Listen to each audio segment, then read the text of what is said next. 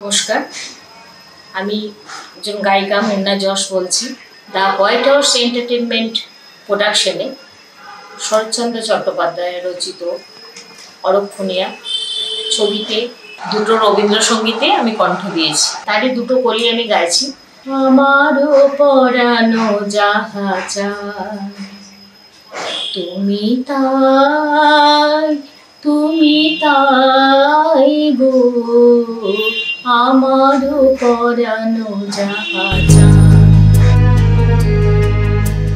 তোমা ছাড়া রে জগতে মোর কেহ নাই, কিছু নাই গো, আমারও পরানো আর আপনারা সবাই এই ছবিটি দেখতে আসবেন আপনাদের কাছে সিনেমা হলে।